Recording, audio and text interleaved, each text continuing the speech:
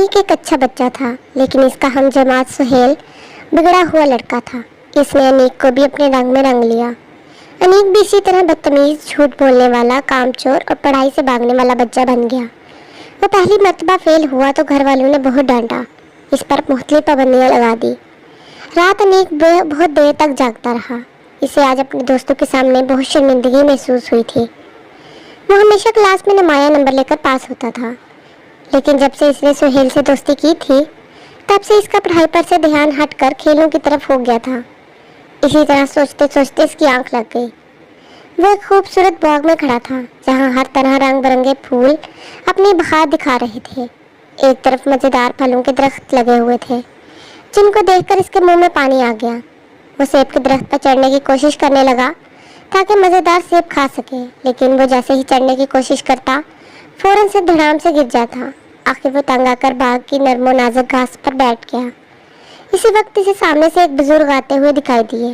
انیق نے انہیں ادب سے سلام کیا اور کہا، بابا جی دیکھیے، میں کب سے سیب کھانے کی کوشش کر رہا ہوں لیکن بار بار درخت پر سے پھسل کر گر جاتا ہوں، کیا کروں؟ انیق بیٹے، تم یہ مزیدار پھل کیسے کھا سکتے ہو؟ یہ تو تمہارے لیے نہیں ہے، بابا جی عجیب سے لہجے میں بولے تھے۔ کیوں؟ یہ میرے لیے کیوں نہیں ہے؟ انیق نے سوالیہ نظروں سے انہیں دیکھا تھا۔ بابا جی نے کہا، یہ مزیدار پھل تو ان کے لیے ہیں جو ہمیشہ سچ بولتے ہیں، کبھی جھوٹ نہیں بولتے، کبھی کسی کو دھوکہ نہیں دیتے، وقت کی بھی قدر کرتے ہیں، برے دوستوں کی صحبت سے بچتے ہیں۔ تم بتاؤ، کیا یہ ساری خوبیاں تمہارے اندر ہیں؟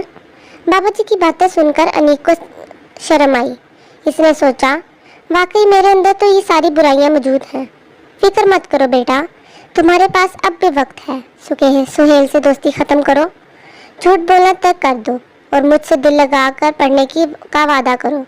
انشاءاللہ اگلی دفعہ تم اچھے نمبروں سے کامیاب ہوگے، اور ہاں، یہ مزیدار پھل بھی کھا سکو گے۔ بابا جی کی بات سن کر انیق خوش ہو جاتا ہے، لیکن ابھی وہ کچھ کہنے کے لیے لب کھولتا ہی ہے کہ اچانک اس کی آنکھ کھل جاتی ہے۔ اس دن کے بعد سے انیق ایک اچھا بچہ بن گیا۔ اس نے سہیل سے دوستی ختم کر دی اور جھوٹ بولنے سے بھی توبہ کر لی۔ اس نے اب وقت کی قدر کو جان لیا تھا، اور اس نے وقت کی قدر کرنے کا فیصلہ کر لیا تاکہ محنت کر کے میٹھے اور مزیدار پھل کھا سکے۔